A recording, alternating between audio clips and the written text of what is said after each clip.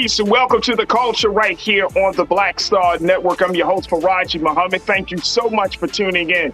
Folks, today we got some conversation just as fire, just fantastic, just for you. Today we're going to be checking in with our very own Mr. Politics, Hassan Giordano, to give us his insight about some of the big political news, including the fact that President Biden is going to be having a major primetime address tonight to talk about MAGA Republicans. The president has shown that he is tired of the madness. We'll have that conversation. And then also, let's talk about these student loans. Folks are still trying to figure out how to process all of this. Well, we're going to be checking in with financial planner with SoFi Bank, Mr. Brian Walsh, to give us some insight on how this whole larger plan of student loans affects your pocketbooks and your wallet. So we'll have that conversation. And then later, let's talk about how a new AP African American course has debuted this fall in a number of schools across the country. However, this isn't just your regular Black history class. This is an updated class to talk about everything from civil rights leaders, social justice innovators, and features including literature and talking about the impact of movies like Marvel's Black Panther. We'll share with you the details of this new course. Plus, I got something for you for Trends Post and Doing the Most. So stay with us. That's all happening on today's edition of The Culture right here on the Black Star Network. Let's go.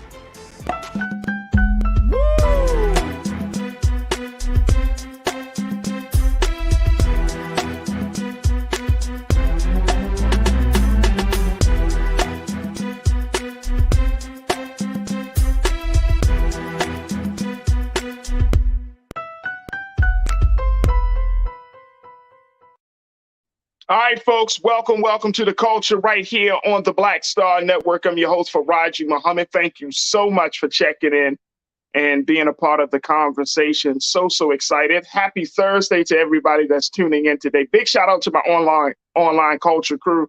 Really excited and really, want to get involved in these discussions with you. So make sure y'all get ready to post your thoughts and comments as we have these conversations. But before we do, make sure y'all support us here at Black Star Network. We're continuing to grow the brand, grow the platform, and we need your support. So go to our website at blackstarnetwork.com, provide your financial support for this Black-owned media, and let's continue to tell our story and plead our own case. Check us out at blackstarnetwork.com. All right, folks, it is Thursday, and I'm always excited to check in with my brother, Mr. Hassan, Mr. Politics Giordano, who is the owner of DMV Daily Media Group, to talk to us about some of the big political news that's happening. And of course, no conversation is complete without you. So we'll be certainly getting your comments and your take on all of these discussions. But Hassan, thank you again, brother, for joining us on this Thursday. How are you this afternoon? I'm just right. How you doing? I'm good, bro. I'm good. First and foremost, President Biden is expected to address the nation tonight in a major primetime address. This address is unusual in the fact that it's not talking about an economic plan. It's not talking about any, public health crisis. It's talking about a faction of the opposing party, the GOP, that is considered to be a quote unquote threat to democracy. Here's what the president is warning of: a threat to democracy from MAGA Republican election deniers. And he plans to go prime time with this. Man, oh man, let me just tell y'all something. In the political space, this is a heavyweight address.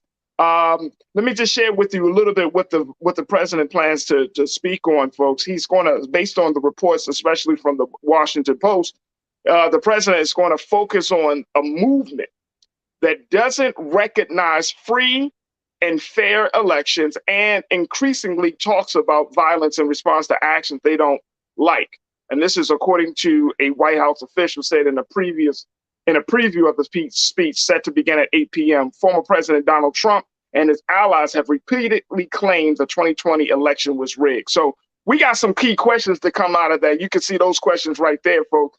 I'm asking questions like, what should we expect? How will this add to the division? Or do you think this will quell the division? And how do you think the American people will respond? So I want y'all folks to just post your comments, join us in the conversation right now on YouTube, on Facebook, and give me your thoughts about what do you think is going to happen, or what do you think the president might say in this primetime address? I think it's pretty, bro. I think it's I've never really seen something like this. And I mean, I've watched presidential addresses before, but this seems personal. This seems a very much more targeted. What's your take of that? Yeah, it's nothing but political theatrics. Once again, look, it's dubbed the address tonight is dubbed the soul of the nation, right? So, and they're doing it of all places, Farajii, in Independence Hall in Philadelphia, Pennsylvania, which is Oh, the home of the United States Constitution, where it was written and signed at, right? Like, how right, much more theatrics do you get than that? I mean, here is a president who is using what we call a State of a Nation address, right? Which is typically used by presidents to address the nation for national threats or serious threats to our nation, right? This president, we saw him just a few months ago talk about gun violence, especially after what we saw down in Uvalde, Texas. We saw him last year in 2021 talking about the start of the coronavirus pandemic. So these addresses, these State of the Nation addresses, are typically used by presidents for that purpose and that purpose only. We have never, at least to my knowledge, seen a president take a national address to talk about the opposing party, the right. principles or lack thereof of that party. And you have a president who's now, they're addressing the nation about the serious threat of Republican extremism, but you're doing it with inflammatory remarks yourself. So what Right. does that to me does not solve the problem whatsoever, right? And on top of that, Farajii, we now know that House Minority Leader Kevin McCarthy will also plans to give an address before Biden's address tonight from none other than Scranton, Pennsylvania, which is home of To the President the Biden, president. and Wow. he's going to Wow. talk about what he heard from the American people this summer regarding rising crime, record high inflation, and other hardships brought on by Democrats and their harmful policies. So all it is basically is a shit show on both sides of the aisle. We saw this with and we talked about this before, the January 6th committee hearings, congressional hearings. That was nothing but political theatrics. That's all this is. They're basically trying to outduel one another. Who can generate and rev up their base more to show up on November 8th to take back Congress? And this is just one part of that. So the question would be for me to you, Hassan, does this do anything? Does this move the needle for the Republicans or the Democrats? Now that we have these two opposing messages that are going to be spoken, um, with the American people being in the middle. I mean, of course, you still got people that are going to be on their specific sides, but I think a lot of folks, a lot of us are like, even though we might be Republican, Democrats, or even independents, we're like, you know what I mean? So does it move the needle for anybody? I think if it moves the needle, it may move the needle for the middle. If they're smart, they're going to try to attack the middle, right? Middle of America, the independents, third parties who are not on the fringe of the right or the left, Republicans or Democrats, right? And when you talk about that, you can talk about a system that is broken. We know that to be true, but that's true on both sides of the house, not just one party or the other. And I think that this is what Americans are so fed up with. These past primaries, you saw an extreme on both ends, the left and the right, and during the primary. But you also saw record low turnout in many locations, including right here in the state of Maryland. 13.5% was the turnout in Maryland's last gubernatorial. Mind you, we had a wide open gubernatorial. There was no incumbent for not only just the governor's race, but also for the attorney general's race and the comptroller's race. The top three statewide seats, and yet we only had a 13.5% turnout during the primaries. And the reason is people are just fed up. I mean, we're in a society now where the economy is killing people. I mean, it's really literally killing people on top of coronavirus. the post-pandemic and what's coming out of that, nothing is getting done and accomplished on the congressional level and in many cases on a local level to really help the American people. And you want me to come out and vote for you or vote for your part? Like, people are like, no, you're not doing anything for me. Why in the hell am I going to come out and vote for either one of you fools? Like, to them, it just seems like it's a broken system. And so I think the best thing the president can do to move the needle is, one, talk about a system on how we move this country forward on both ends of the aisle, right? Don't just Yeah. blame it all on the Republican Party and the MAGA movement. Understand that democracy and government is about democracy. It's about the art of compromise and bringing that back to the American government. But two, also speak about issues that you know will move the needle, such as the woman's right to choose. We saw in Kansas, we saw to some degree in the New York 19th congressional district primaries not too recently, or the special election they had up there, that this issue moves people regardless, especially women. I mean, if you look at the numbers, the staggering numbers of women who registered to vote, we haven't seen this level of voter registration amongst females since the 1970s, when they allowed women to be able to have the right to vote, right? And so now you're starting to see that, and you're starting to see more women, regardless of party affiliation, regardless of race, start to get mobilized and come out in these elections because they're concerned about their right to choose, right? After the Right. post overturning of Roe v. Wade. So these are issues that the president can speak to that I think could possibly move the needle to some degree. But no, you're not going to convince Republicans, especially right-wing, quote unquote, MAGA Republicans, to all of a sudden say, oh, you know what? I was wrong all this time. You're right, Right. President Biden. I'm going to change my tune. No, that's just not going to happen. Yeah, and that's why I even asked that question, Hassan, because it feels like this is going to be an opportunity where both sides are going to dig in their heels and say, you know what? Y'all are crazy. You are wrong. Regardless on which side you're in, you're going to be feeling more emboldened in your position, more so than willing, like you said, willing to compromise. And so I don't know if this is going to work, especially given the fact that the president has already kind of built some momentum. He's gotten some key policies. He was able to get that move that through Congress. He got some momentum around from the climate issue to even though people have pushed back, but he's moving forward with the student loan situation. He's dealing with the inflation situation a little bit with the latest act. I mean, he's getting some momentum. He's getting some big things done. And it's like, now y'all want to switch up the conversation and go hard on the MAGA Republicans, which we should. But I'm wondering, and King Lee, one of our lawyer watchers, you brought this up, and I'm right there with you, dear brother. You said this. I think President Biden's anticipated address is not the right move at this time. I think it will energize Trump's maniacs. He should wait to see if Trump is charged or not. Timing is everything. Art of War, Sun Tzu. It talks about that wars are won because of timing. The timing of it all, Hassan, seems like, should he wait just a little bit longer as the Trump situation continues to unfold? As Republicans, and based upon what I've been reading, bro, Republicans starting to feel a little defeated right now. They're not quite sure that they're going to take over the House and the Senate come November, right? Because of the quality of the candidates. The timing of this. What's your view of that? Well, I think the timing is based off of, you're seeing it, we're talking about it from an outside perspective, right? But they're looking at polling. They're looking at things that we probably don't have much insight on. Now, as a political insider, there are some things that I know that are going on that will come to fruition in the coming days. And so I can understand why he's doing it now. They're capitalizing off what they know that's about to come forward, not only through the courts, but through Congress, right?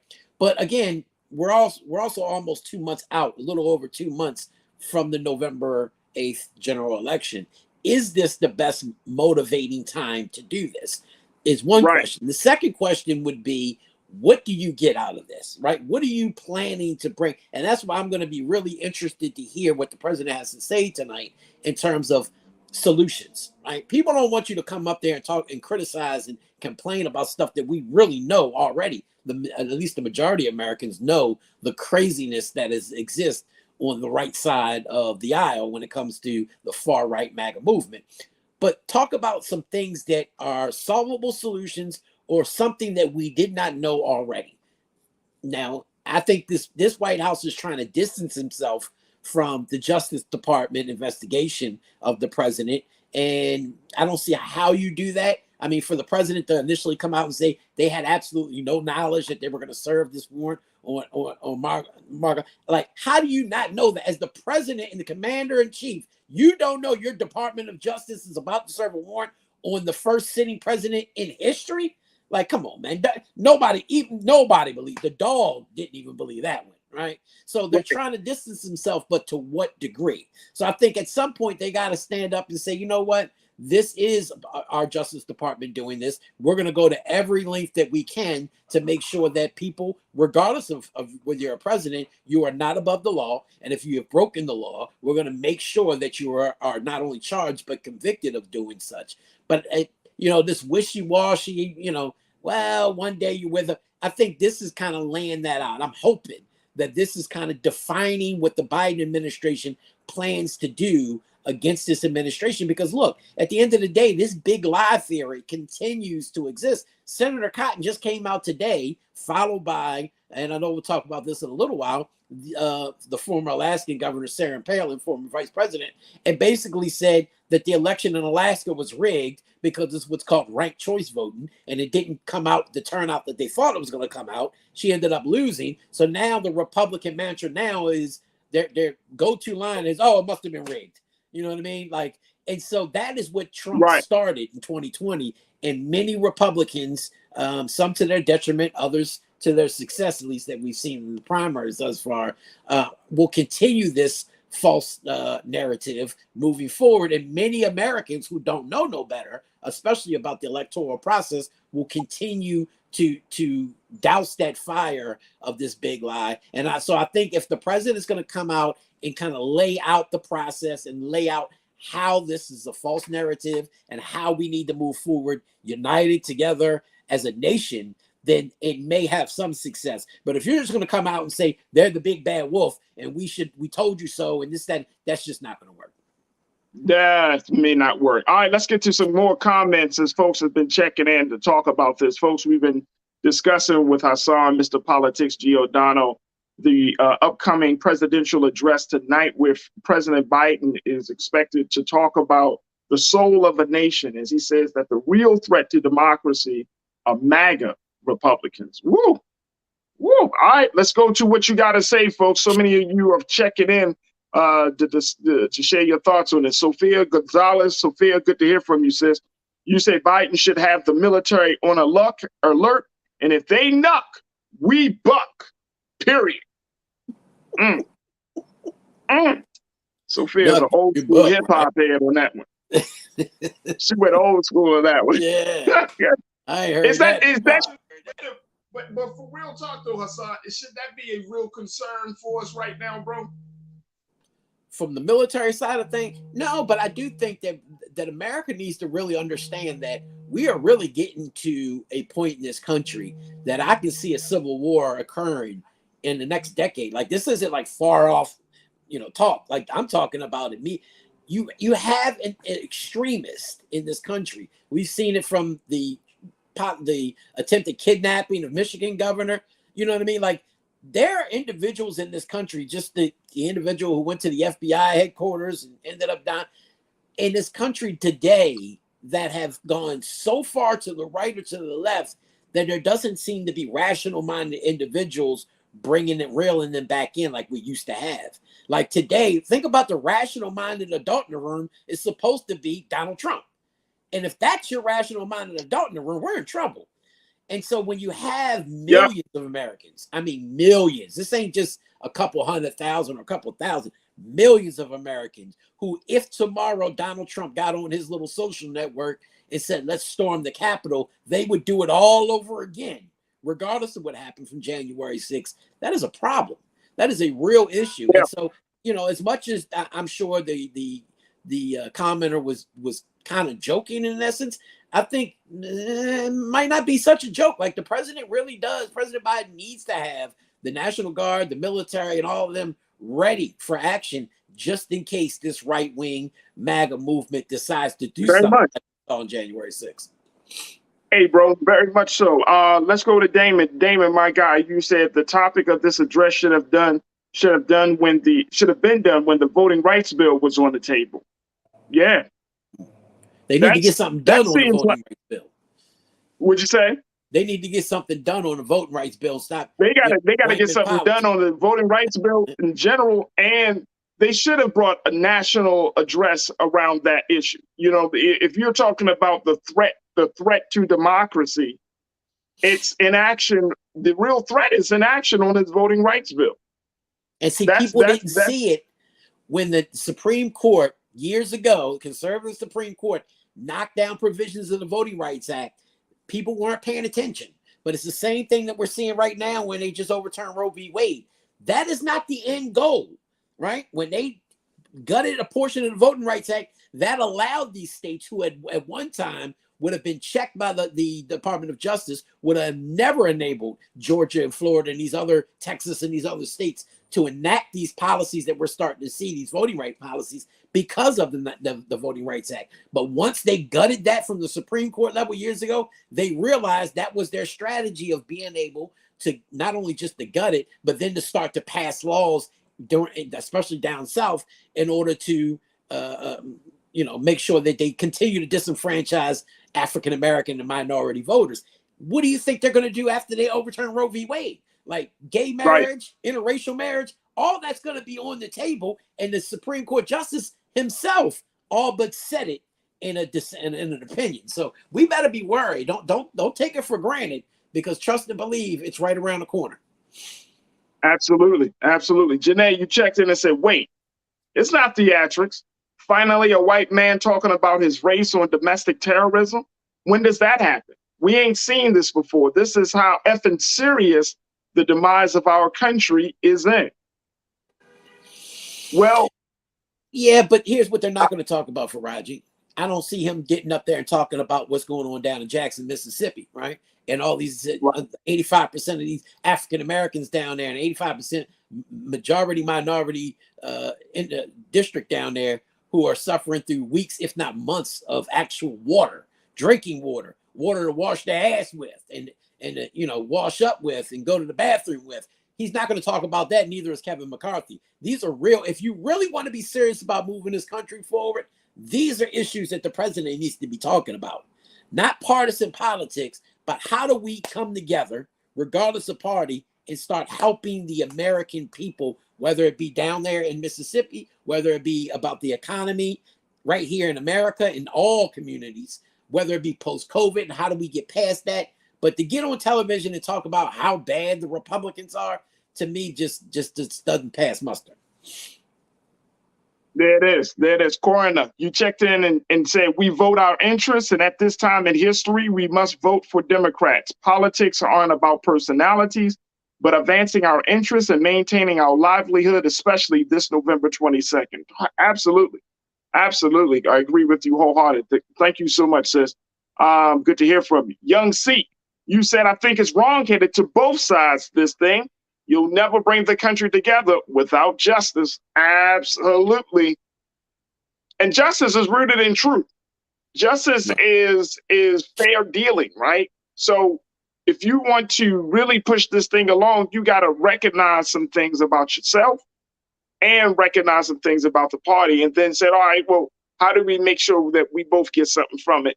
Going back to your point, Hassan, about compromise. Young Sikh, thank you. Shalinda, you say, good. I want the Republicans to, Repulsivantons to feel like they are defected. Hell, I also want to actually be defeated too. Defected too. Oh, defeated. Hell, I also want to be actually be defeated too. Okay. All right, Shalinda. Oh my gosh. Wow. I never heard that one before. Repulsatives. And here's the thing, folks. The other thing to keep in mind as we hear from, as we prepare to hear from the president this evening, Trump said that he's going to financially support January 6th defendants, and he's going to look very favorably upon about full pardon if he wins the 2024 election. He said it on a conservative talk show host with Wendy Bell. He said that on Wednesday. He said that today, excuse me. So he's looking at the fact, Hassan, that first, even though there are some rumors saying that he's going to delay his announcement because of mounting legal issues, but he's still putting it out there that he's going to pretty much save those people who ran up on the Capitol. Well, so there's a very, very serious war going on. But here's the thing, though. Here's the thing, and I want to kind of get your point very quickly before we take our next pause. Where do black people sit in this? Because black folks, we've always been on the side of not always, but a lot of us, and for a lot of times, we've been on the side of the modern democratic ideology, right? Democratic ideology. And at this point, when it comes to talking about Trump and his followers, the MAGA movement, and all of those things, black folks aren't a part of that. So where do black folks sit in all of this, do you think, Hassan? Over there with Kanye West. That's about the only black folks you're going to see anywhere around. Oh, we might as well just say Herschel Walker. Right. That's, if you want some sellout blacks, I'm sure you can find a few here and there. But, you got to think about it. Making America great again was never about black people. It was taking us back to a time, and it is about taking us back to a time where black people were endangered species in white people's eyes, that were slaves and, 3/4 of man. Like, we were never whole to them, and we never will be moving forward, regardless of who you are, what position, or how much money you have. And that's what I think our people, no matter how successful they get, don't seem to understand, is individuals like that don't look at you as a human being, right? They look at you as 3/5 of man. They look at you as an indentured servant, right? Because to them, that's what you are. And people don't understand that because they think I'm a part of them. They accept me. No, they don't. They tolerate your ass, but they don't accept you at all, especially as an equal. I'm going to leave that there. I know we got to go to the break, so I'm going to leave that there. Yes, we're going to leave that there. All right, folks, we got to take a quick pause. When we come back, more with Mr. Hassan Giordano, Mr. Politics himself. Let's talk about some of these other issues. Let's talk about the fact that in Alaska, former governor of Alaska, Sarah Palin, has lost the election to an Alaskan native. And what does that mean for the GOP in that part of the country? And then let's talk about Jackson, Mississippi. I know Brother Roland has been discussing it thoroughly, but looking at how this whole situation is played out, is this a true example of failure of leadership on the Republican side? So we'll have that conversation. So stay with us. Those things are coming up next in the next 30 of right here on The Culture on the Black Star Network.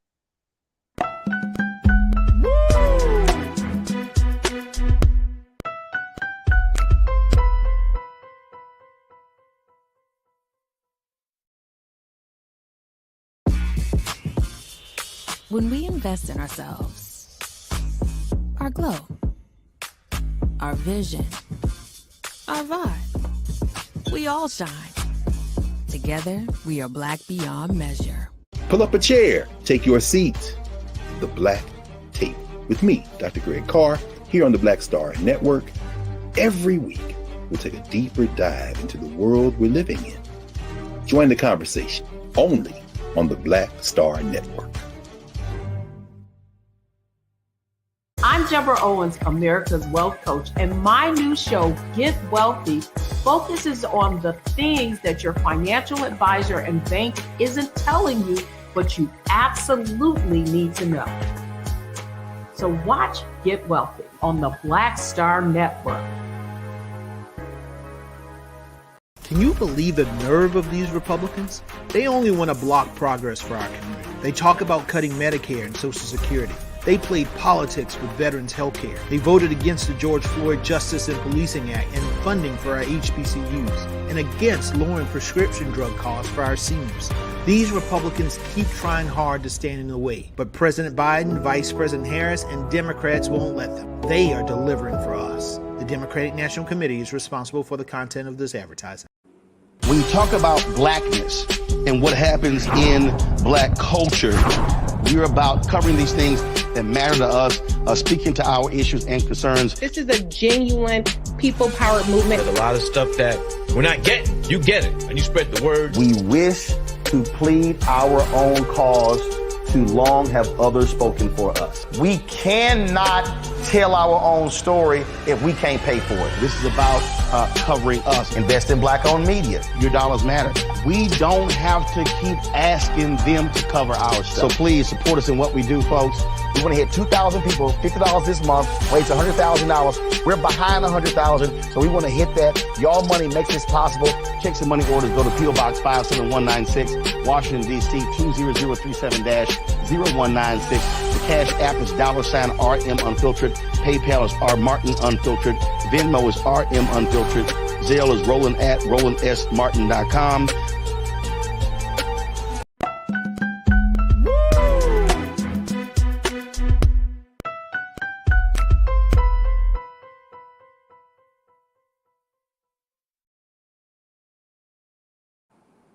All right, folks, welcome back to The Culture here on the Black Star Network. We've been talking to Mr. Hassan, Mr. Politics Giordano, who serves as the owner of DMV Daily Media Group, to give us the latest analysis on a number of major political stories. Let's bring Hassan back in. Hassan, let's talk about Alaska, your favorite state in the union. Sarah Palin, who is the former governor, former VP, VP nominee when John McCain was, the late John McCain was running for office back in 2008. She lost. She lost to Mary Peltola, who is a Democrat, and Mary Peltola is the first Alaskan Native American to win a seat in Congress. So that is historic in and of itself. But she lost. Now, Sarah Palin was supported by President Trump. I'm not surprised. None of us should be surprised by that. She was supported, but it just speaks in volumes about where the sentiment for her and her brand of politics is. Some people say that this is the end for her political comeback. What's your take on that, Hassan? Yeah, I think it was the end before she even put her name in a hat on this one. Look, it was the end before it started. Okay. Yeah, already done. First of all, Mary Peltola not just being, the first Alaskan native to serve in Congress, but the first female to hold this seat. Right? Alaska has one congressional seat as opposed to other states who have typically more than just one. And you got to figure Don Young held that for the past 50 years. I mean, a half a century, this man held the same position before he passed, God rest his soul, back in March. And so they're running in a special election that we just saw happen. And then to some, it may be a little confusing because now they're only holding the seat until his term ends in January, but they're also running in November for the seat for the next 2 years in the actual election, midterm election. And I think, Mary Peltola in many aspects will probably end up winning that. I think, I'm of the impression that it wasn't just about, because a lot of people are comparing this to kind of a bellwether state on, whether Democrats are going to have a strong midterm. And I think David Axelrod, the former strategist for former President Barack Obama, said it best. You can't, mitigating factors should actually really temper the impulse that people will have on this, because a Democrat knocked off Sarah Palin, a Republican, for what is known as a Republican seat. Alaska, for all intents and purposes, is a more conservative state, but they have an independent street.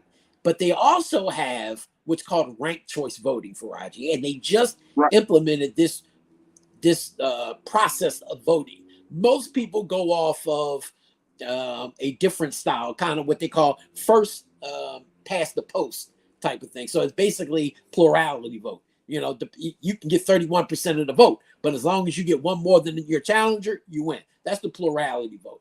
In ranked choice voting, it's a little different. because you may be running head up or with multiple individuals, like this race was 3 individuals, but you have to get at least 50%. If you don't get 50%, then the last place individual would have to drop off, and then the people who vote don't just vote for that one person, their choice. They'll vote for the person they like the best. Then they'll write number 2, who they like the second best, number 3, who they like the third best, so on and so on and so forth. And so then once that last person gets dropped off, then the second place and the third place voters get added to that, the people who are still there. What that does for Farajii, though, is make them not run to the extreme, to the right or to the left, which we see in most primaries, we talked about before. Most primary elections are, you see these flamboyant right-wing or left-wing people winning because they run to the extremes of their parties, and they're the ones who usually win. In ranked choice, you have to build consensus, and you have to really be able to, as we talked about, have that compromise. So that way, if you're more right-wing, then you can build a consensus with those who are more moderate and or more liberal. So that way, you're their second and third choice vote, right? It's a whole different process. It's more like a general election than anything.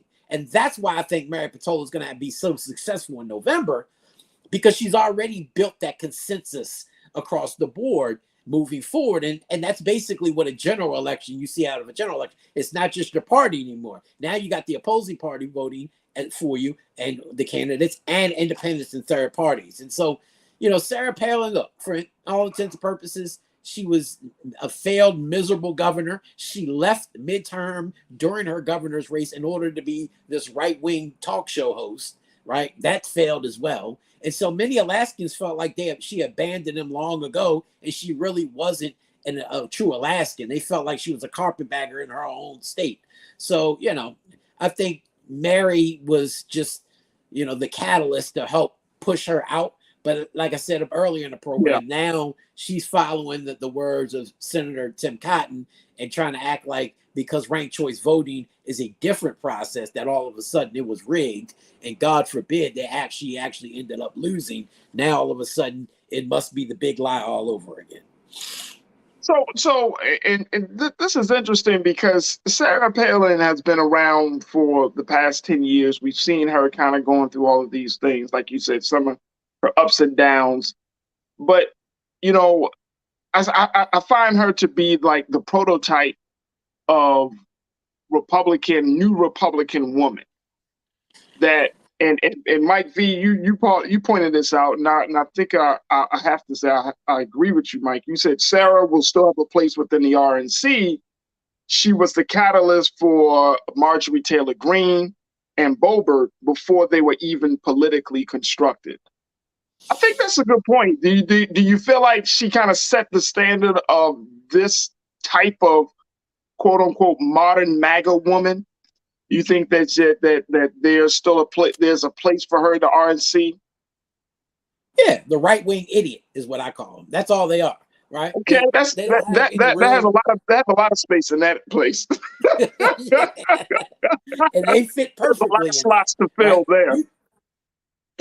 Yeah, think about it. When Sarah Palin came in as vice president back 2008 with John McCain, many people at that time, we didn't get the 2010 Tea Party movement yet, right? The sweep across the board back in 2010. So we were pre that.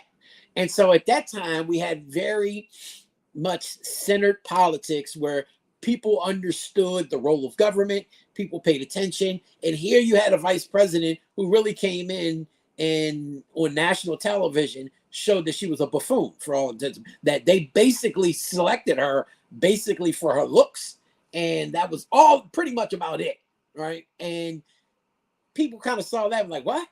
Even Republicans were like, you got to be kidding me, this is the best you can do. And so I think that never left her, right? People never took Sarah Palin as a real intellectual Republican, someone that could be, a Newt Gingrich type of Republican, so to speak. Yeah. And so, that's, she opened the door for many of these right-wing MAGA individuals that we have today. I think she'll be find it hard to compete against those individuals because Sarah Palin has never been a social media-based individual. And I think a lot of them, whether from the left or the right, whether it's AOC or Marjorie, I hate even calling her name. She's such a buffoon. But those individuals have played into the stereotypes of individuals through social media. Had there not been social media, a lot of these people wouldn't even exist to the nature they are today, right? And so Sarah Palin is much like a Kwesi Mfume, a person of the past who may not catch fire because they're not used to the new ways of how you get to the electorate and how you kind of brand yourself to the nation. But there is room for her because, again, Trump supports her wholeheartedly.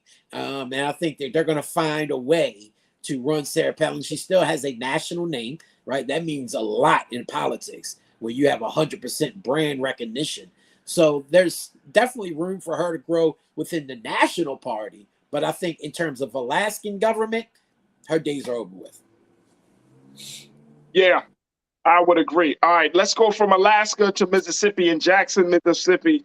If you've been keeping up with the story, there has been a number of issues that Jackson, Mississippi has been hit with torrential rains that has caused the city's water system to really implode. Many people are saying that this is not just something that happened overnight, but this is after years of neglect to the water system, to the city that houses nearly 80% Black, that is nearly 80 or about 80 to 85% Black. And as a result of failed and poor leadership by the Republican state leaders. Just wanted to kind of get your take on the whole situation. We know that there was and folks, you can stream it. There was a presser yesterday with the mayor of Jackson, Brother Lumumba, Mayor Lumumba, and we had a chance to talk to him months ago about the work that he's doing in Jackson, but talking about how this issue is a long-standing issue, that the city of Jackson has been always trying to get more money for the resources, but the Republican leadership did not allocate those resources either timely or never did, and never really invested in the city of Jackson. So as a result of that, hundreds of thousands of people are in this crisis right now.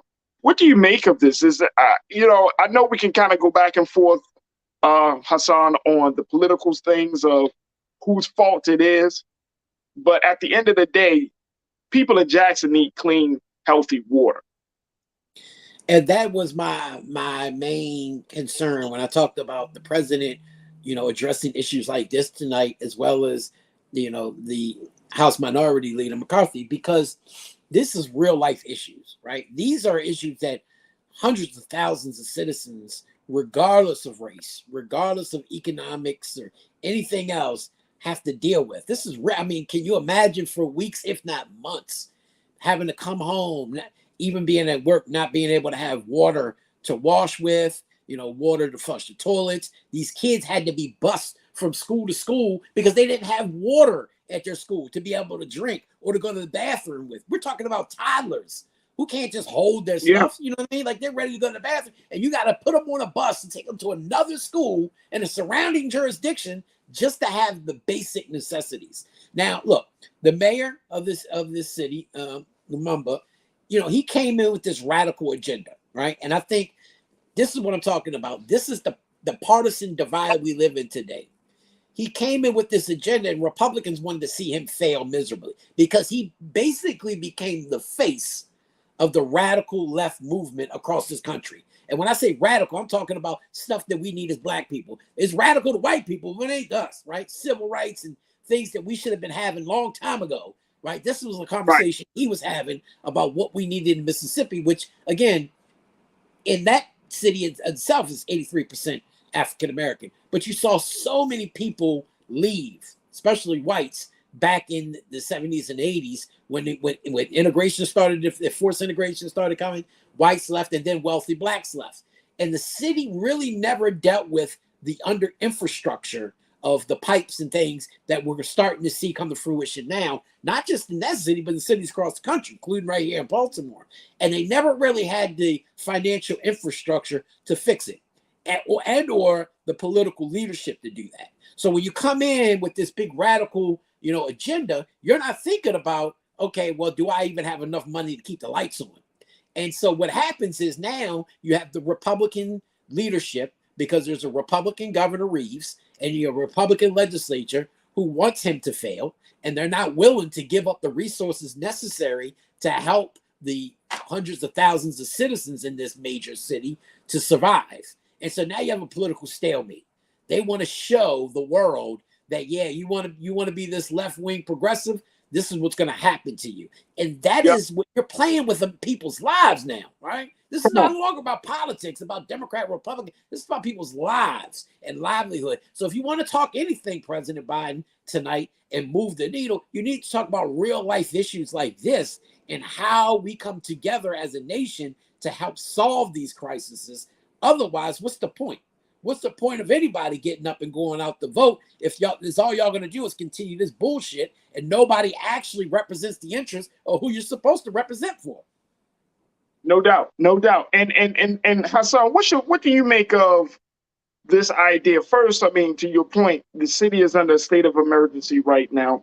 President Biden has come out on record to say that he supports that. The state governor, Republican governor, Tate Reeves, he declared that this has been a real strain on the city's largest water plant, O.B. Curtis, according to the reports. And the other issue with water pumps at a secondary treatment facility has had some problems. But then they also said that white flight has drained the city's resources. Mm-hmm. That white people who are living outside of Jackson are really unaffected by this recent water crisis. That's how this disparity, that's how deep the divide is, that in the city, people are suffering. Over 150,000 or more are suffering. In the suburbs, white residents are unaffected. So white flight has drained the resources. What do you make of that? Well, see, people fail to realize is when you're in a city like that, in any city, you have to be able to have a certain economic level of your residents in order to pay the taxes, whether it's property tax, so forth, in order to keep this city sustainable, right? And so when white flight happened, that we just talked about earlier, about leaving the city based off of forced integration and so forth, that city in and of itself, I think about 25%, a quarter of its population lives below the national median level, right? And so that means basically, essentially, a quarter of their population is broke, living in poverty, all right? So 3/4 of the population then has to kind of pick up for that in terms of their taxes and so forth. So they just didn't have the means to be able to pay for an infrastructure because when you're talking about pipes and things of that sort, it gets very costly because you got to dig underground to deal with a lot of these pipes and refurbish and or renew a lot of this stuff. And so what happened was, before the flooding that we saw recently, back in December, we saw the freezing of a lot of these pipes, which again ended up dealing with the waterways. And back in December, we saw thousands, if not hundreds of thousands, without water for weeks turned into months. And then finally you get out of that and now you see the flooding and then it's all over again, right? So this is a recurring problem. And the governor, instead of declaring a state of emergency and really putting resources behind it, because he knows that his constituents outside of the city could care less because they don't want to shoulder the financial burden of being able to help these people in the city because they don't have to deal with it. And President Biden should have been stepped in and dealt with this. To talk about, oh, yeah, we're going to finally give you some state of emergency funds. Well, the problem with that is that dries up after the state of emergency is over with. So once you put it in, you have to really physically rebuild this city, right? And be able to have a sustainable revenue system moving forward. Otherwise, it's just patchwork.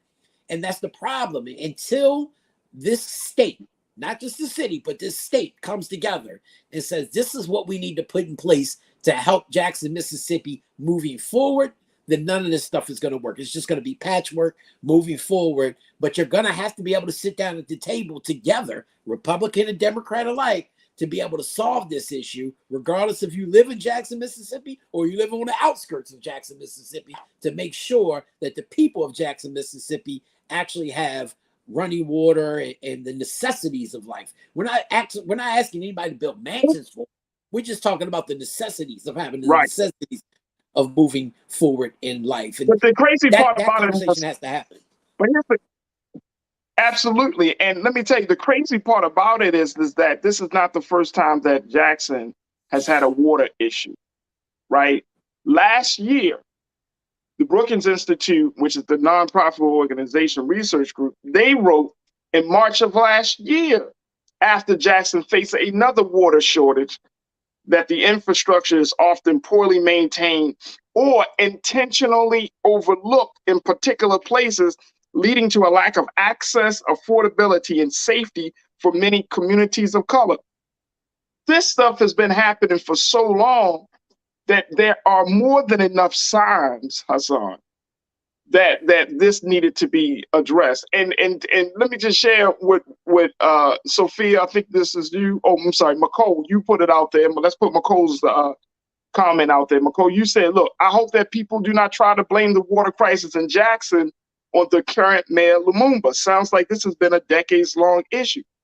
That's the thing, because politics will make you seem like it's under this one administration, the current administration, but this thing has been happening for years.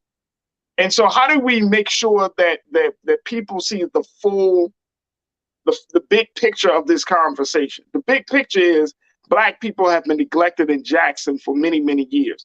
The infrastructure is old and decrepit and no longer can sustain itself, and it needs to be restored. How do we make sure that those messages get out there, and instead of making it just a political football or even to make it just a race issue, that this is poor leadership from the state level all the way down to the people who are to the stakeholders and those who gain from Jackson, Mississippi. How do we keep the conversation there, Hassan? Because you have to have responsible politics. Look, I won't lay the full blame on the mayor, right?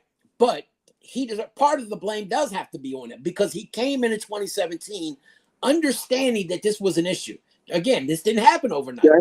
So coming in with that understanding, you have to look at the progressive policies that you really want to implement may have to be put on the back burner, because right now we have to deal with this real life crisis, this infrastructure. And it sounds like, and I don't know this to be exact, that they just did patchwork along the way, and it's finally it's always, yeah. You know what I mean? And at some point, like in Baltimore, we had the same issue with infrastructure. You have to just say, you know what, enough kicking the cans down the road. We're going to have a plan.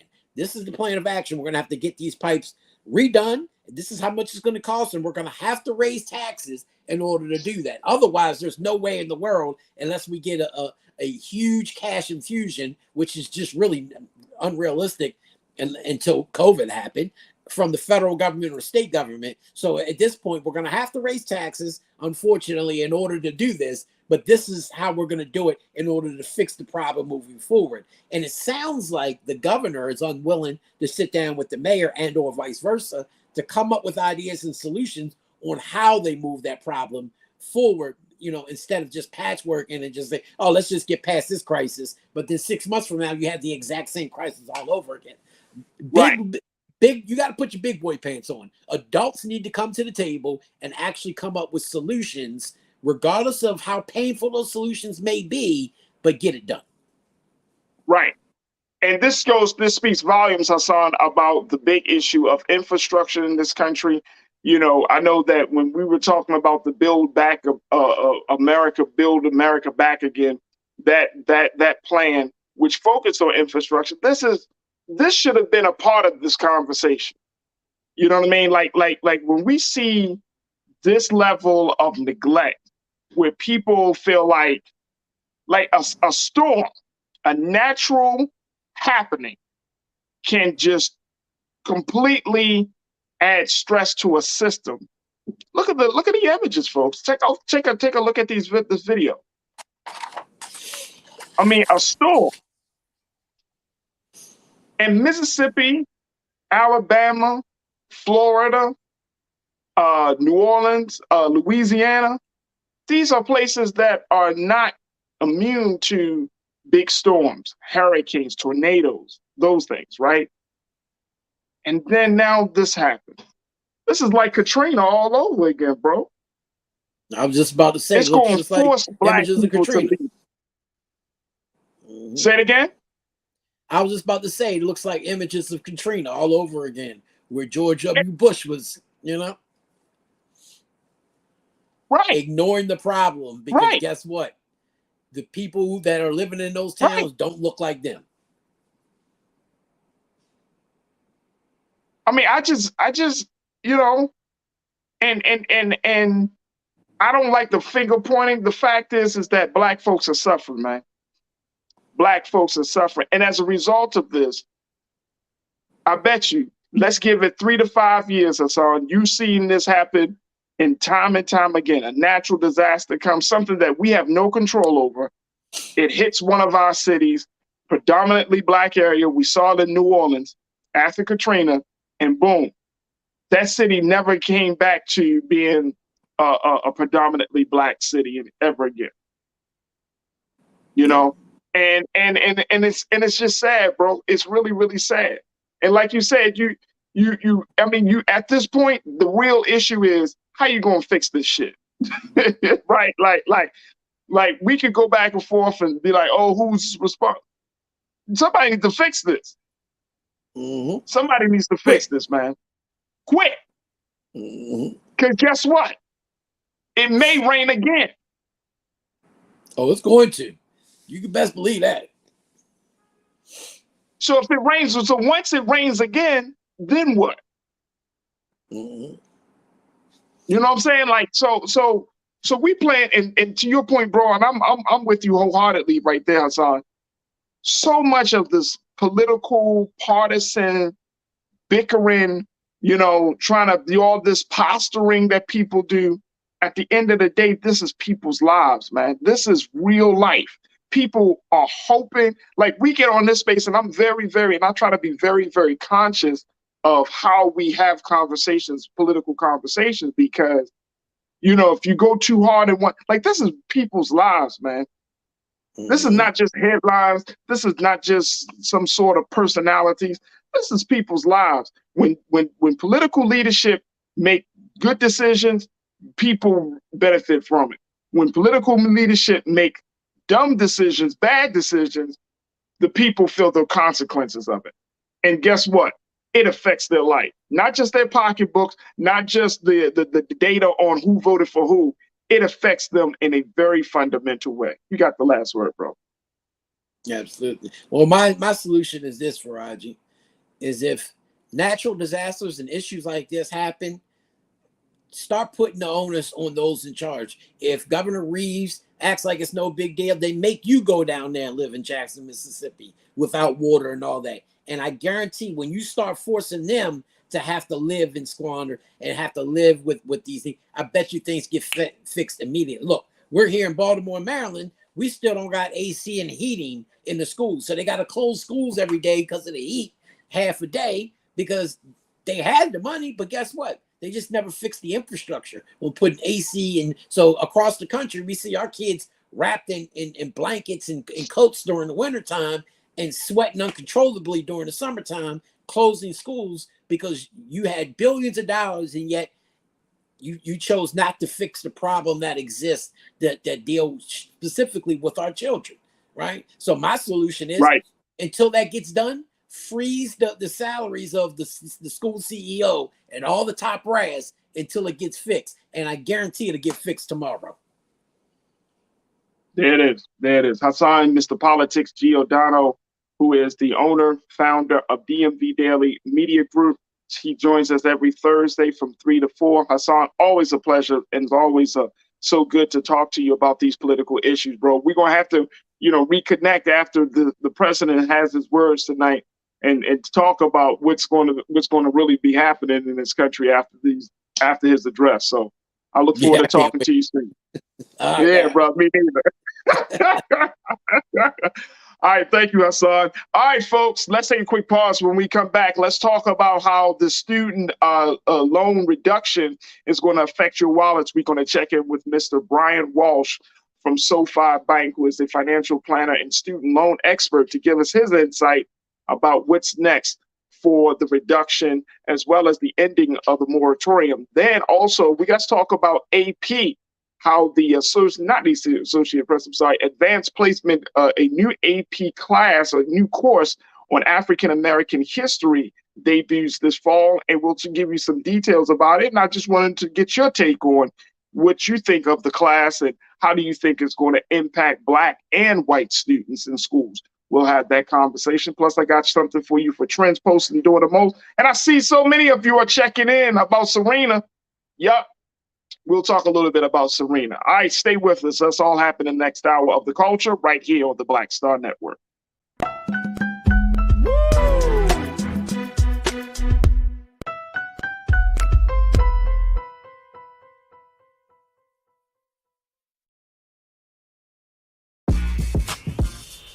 When we invest in ourselves, our glow, our vision, our vibe, we all shine. Together, we are Black beyond measure. Pull up a chair, take your seat. The Black Tape with me, Dr. Greg Carr, here on the Black Star Network. Every week, we'll take a deeper dive into the world we're living in. Join the conversation only on the Black Star Network. I'm Deborah Owens, America's Wealth Coach, and my new show, Get Wealthy, focuses on the things that your financial advisor and bank isn't telling you, but you absolutely need to know. So watch Get Wealthy on the Black Star Network.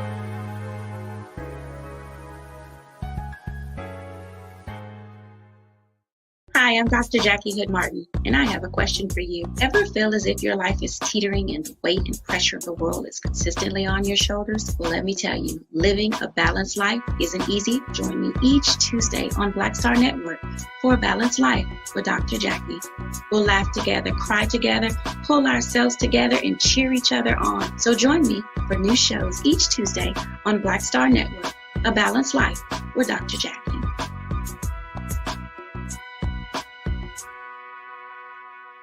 Can you believe the nerve of these Republicans? They only want to block progress for our community. They talk about cutting Medicare and Social Security. They played politics with veterans' health care. They voted against the George Floyd Justice and Policing Act and funding for our HBCUs, and against lowering prescription drug costs for our seniors.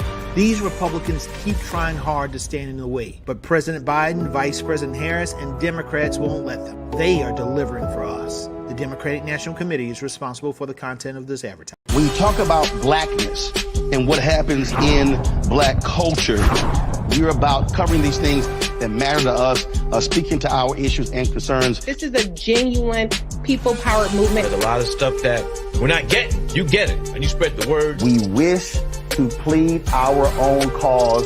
Too long have others spoken for us. We cannot tell our own story if we can't pay for it. This is about covering us. Invest in Black-owned media. Your dollars matter. We don't have to keep asking them to cover our stuff. So please support us in what we do, folks. We want to hit 2,000 people, $50 this month, raise $100,000. We're behind 100,000, so we want to hit that. Y'all money makes this possible. Check some money orders. Go to P.O. Box 57196, Washington, D.C. 20037-0196. The Cash App is $RM Unfiltered. PayPal is R Martin Unfiltered. Venmo is RM Unfiltered. Zelle is Roland at RolandSMartin.com.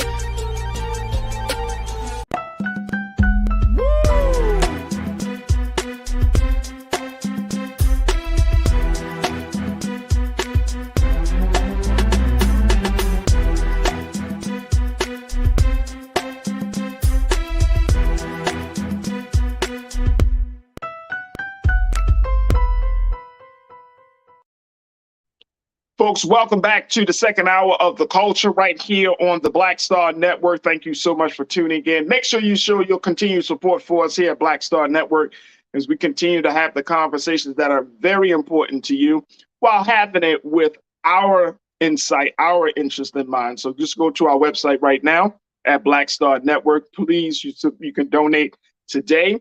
Share your financial support, and most importantly, continue to let people know that Black media is here and we're here to stay because we are doing and having the conversations and doing the shows and really just representing the way we need to be represented. So check us out at blackstarnetwork.com. All right, folks, for the second hour, we wanted to have a conversation again about student loans, but this time, how does this affect you? How does this affect your wallets, your pocketbooks? What do you do? What can you do to make the changes if you find yourself qualified for student loan reduction? And we wanted to have a conversation with credible people to give us their insight and their guidance on how to navigate through all of this. So we are welcoming Mr. Brian Walsh, who is a financial planner with SoFi Bank, to give us some insight about how we deal with the student loan reductions and what can we expect with the ending of the student loan moratorium. Brian, thank you so much for joining us this afternoon. Yeah, thank you so much for having me. Absolutely, absolutely. First and foremost, Brian, you working in the financial sector. I've heard and I've been reading that some people say that this reduction, this call for a student loan forgiveness, will add to inflation, that it will add to the current financial space and crisis that we find ourselves in. How true was that?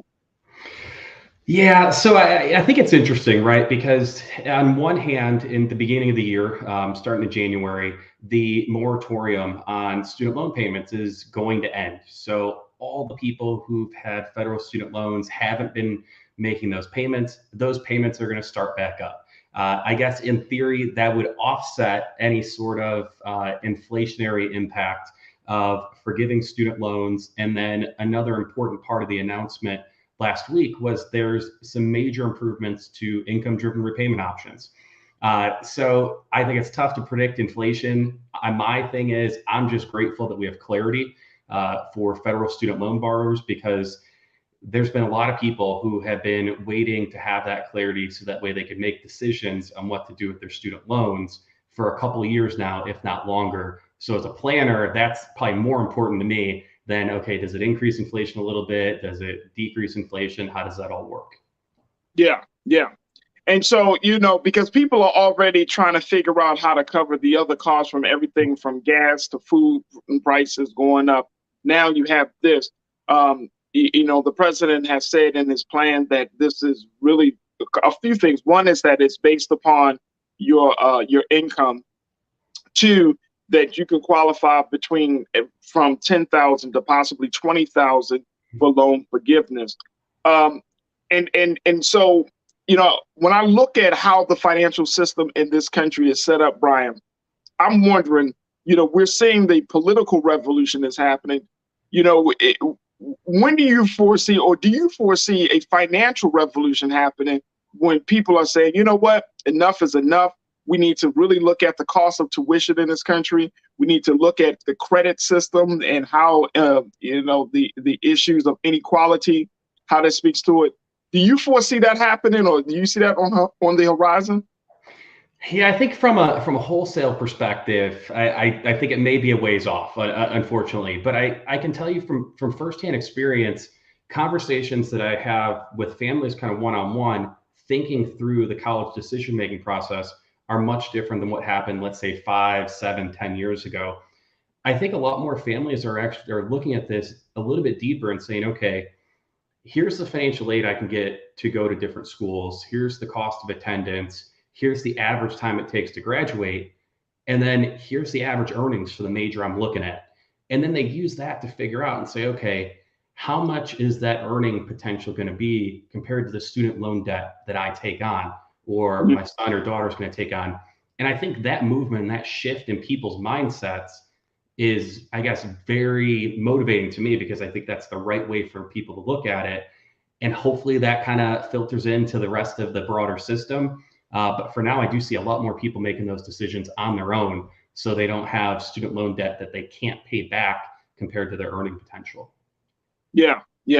So talk to us also about, as a part of this conversation, is talking about the great inequality that student loan debt has had on Black students versus white students.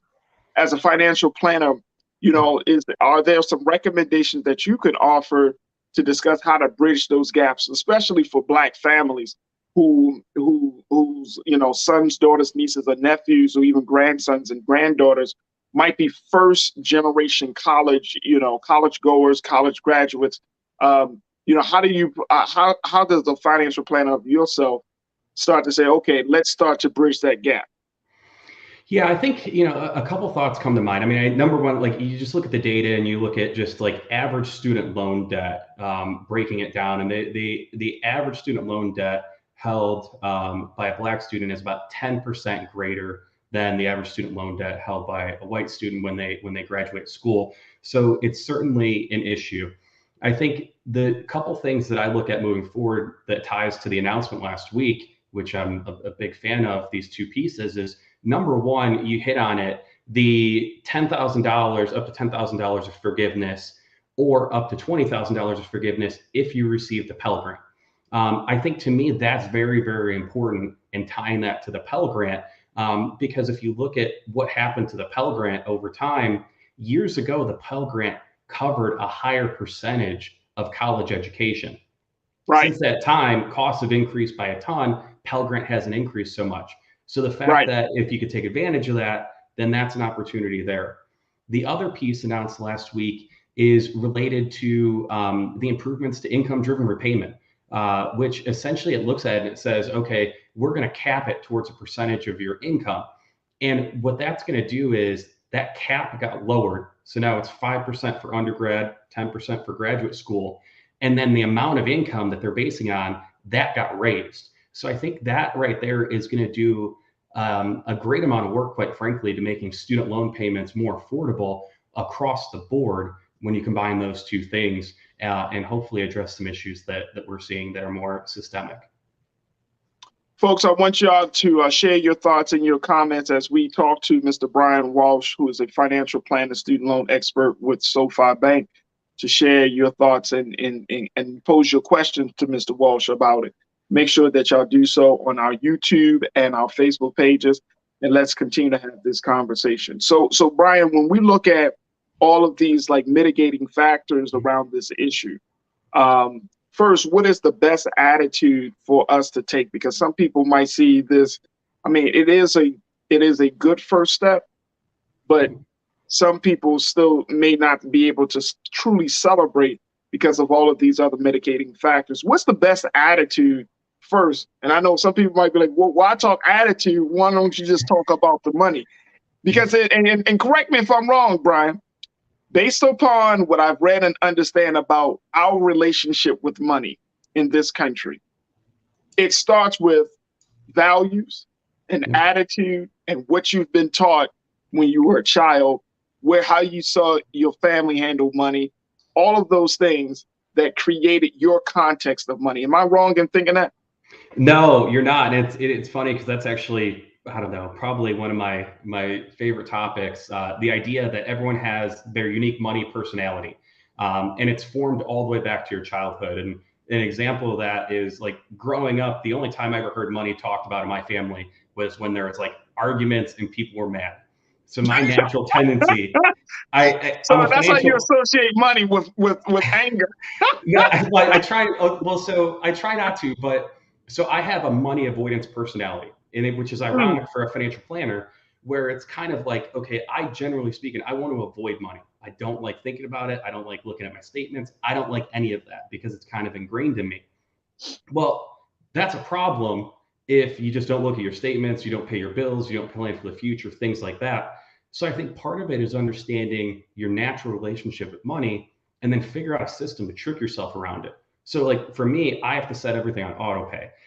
If it doesn't get automated, it pretty much doesn't get done in my personal finances because of that personality thing. So I think that's a good starting point, is understanding that, so that way you could trick yourself into doing what you know you should do. Man, oh man! So tripping yourself, you gotta trick yourself into money. Okay. Sadly, I do, and this is what I do for a living. But I guess it shows anyone can do it.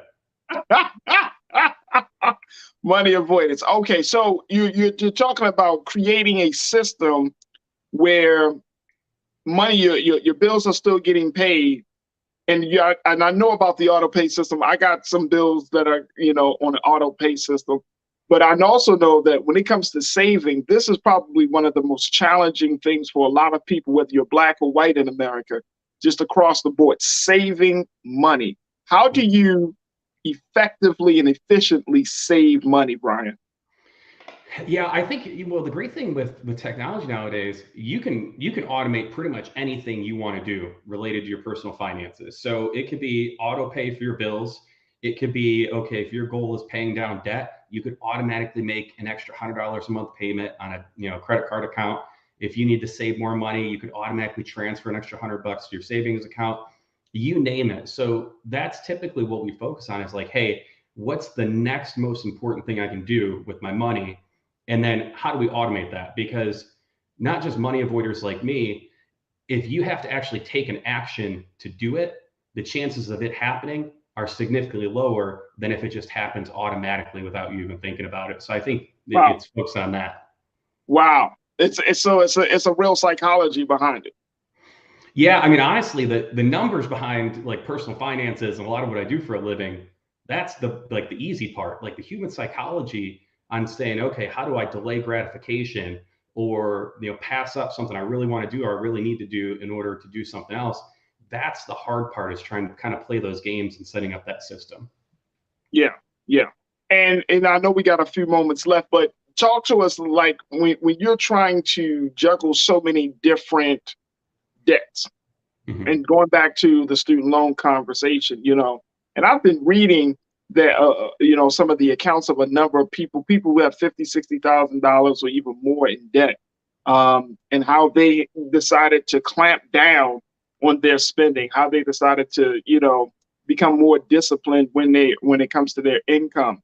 And I often ask myself, like, man, can everybody do this? Is that what's required? Can it just simply be, say, look, man, you communicate with the bank, hey, I know I have this debt, automatically take it out. I'm just wondering, like, how did we get into a place where it's not like it has to change your life for 4 or 5 years, and it could just become a natural flow? Yeah, so I think a lot of it depends on like what debt we're talking about and like how big of a challenge it is. I think Yeah. number one is, with this student loan announcement, what we're talking to people about is, okay, like let's figure out to take advantage of what we can with this announcement. If you are going to be eligible for forgiveness, let's make sure we have our paperwork together. We know whether or not we got the Pell Grant. And when that form gets released in a few weeks, like let's fill out that form. And then if there's still student loans left after that, depending on the income range, there's going to be a good amount of people that should be worth exploring the new income driven repayment option, because that could limit the student loan payments and free up room for other things in the budget. Whereas other people might, want to look at refinancing the rest of their student loans. I know, like I ended up, I think I had like 50 or 60,000 in student loan debt when I was done. My wife had the same. And we went the refinancing route because it was a way for us to lower our interest rate, which meant more money was going towards paying down the principal and less towards interest. So I think it's figuring out which route you want to go, whether it's minimizing those payments or if you want to just try to get out from under that debt as quickly as possible. Right, right. All right, so let me take a couple of questions from our watchers, our online culture crew, as we talk to Mr. Brian Walsh, a financial planner with SoFi Bank.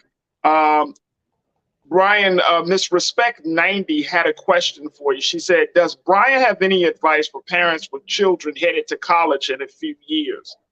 That's a great question. How do you prepare for that big jump? I don't have that problem right now. My son is 9 and my daughter's 3. So I'm not, I don't have, we're going to be doing a college program that we're going to do. We have talked about saving for college for my 3-year-old and 9-year-old. So that's one thing. But give us some insight around that, Brian. Yeah, I have a 3 and a 5-year-old, so I'm a ways off too. I think for college, what we do is we want to start by focusing on a few different things. Number one, I think college selection is extremely important. And I think it's taking the time to look at the different options from an education perspective, and then considering the financial aid package combined with the prices that are listed online. A lot of times parents rule out schools based on the sticker price. Like you see $40,000 a year online. Well, each school is going to have a different percentage of need-based aid that gets met on average. So it may not be 40, it might be 10, it might be 20. So really looking at what the actual price would be paid. And then I think combine that with what the major is going to be and what the earning potential of that major is going to be. Some majors, it matters to go to a more expensive, I guess a higher prestige school, all that fun stuff. Other majors, it quite frankly doesn't matter. It's just, okay, it's going to cost more money compared to the income. So it's selecting it that way. Yeah. And I think the other piece is bringing the student involved with it, because kids don't learn about money these days. For the most part, through the education system. Teaching them about finances through the college experience is a powerful lesson on how do you pick a school out, what do loans actually do, how do we budget money, and these lessons are going to carry with them for the rest of their lives. So I think that's a tremendous opportunity. I might be answering my own question, but when you're talking about making those college choices, how much should money play into that decision? If your child wants to go to a certain college or they want to pursue a certain degree, should we have to say, well, look, mommy and daddy, uncle and auntie, grandpa, grandma, we just don't got the money for you to do that. You know what I mean? Like, should we? Because I know people have made decisions like that based upon money, and that adds to it. I would think that would add to a person's view of money, where they feel like money has held me back. Money, subconsciously speaking, there's like, you know what? Money has always been an issue because I haven't been able to do what I wanted to do. Yeah, I think that's it. I mean, honestly, that's where the financial planner part of me and the dad part of me are at like a tug of war, quite frankly. Okay. The financial planner side of me says it needs to be a financial decision, because someone is going to pay for that degree. Whether it's, let's say it's me as a parent dipping into my retirement savings, working longer, living on less, or having issues down the road, or it's the student taking on this student loan debt that they might be in a really tough position to pay back based on their major and their earning potential. Someone's going to pay for it. The dad part of me is like, hey, that's a tough situation to see. Your kid wants to do it, and telling them no. But I do think it is important to think about those ramifications, knowing that someone, one way or another, is going to pay for it. So it really should be pretty influenced by the financial side of things. Absolutely. Absolutely. We got another comment. You don't like my music. You checked it and said high school only qualifies you for poverty nowadays. If we create financial disincentives to higher education, we aren't a meritocracy. I would disagree on that. The last part of that. I think America is a very meritocratic place. Like we reward merit. And I mean, to a big degree, but I love the point that you're making. You don't like my music. That just to say, okay, having a high school degree is not enough. Having a high school degree seems akin to now, Brian, saying that you graduated from kindergarten or something. It's not even a consideration. We assume that all adults, and it may not be true, but there's this natural assumption that if you're an adult, you've completed high school. Yeah, and I think it's kind of one of those things where looking at the data, I mean, no matter what you look at, there is a significant difference in earning potential based on level of education, going from some high school to high school to some college to undergrad, all the way on to graduate degrees. So there's certainly earning differences between different levels of education. At the same time, though, I have seen much more conversations recently, especially with a lot of the labor shortages that are being faced in light of the pandemic, related to different career paths that might not be the traditional four-year educational institution. And I think that's something that may be coming back more and more, as opposed to where it was a few years ago. And ironically, it's something my friends and I debate when we're sitting there hanging out with young kids, whether or not we want our kids to go to college. Do we or don't we? So it's a tough challenge. And Brian, I'm so happy that you brought that up, because especially in the Black community, not going to college is almost and I think we might culturally be getting into a better space with it, right? But if for a Black child to say, hey, I don't want to go to college, you're like, your parents are looking at you real strange. Like, you're not going to college. What you plan to do? Yeah. So, I had that conversation with my mom before I went to college. She was not happy. She didn't go to college, but she made damn sure I was going to college.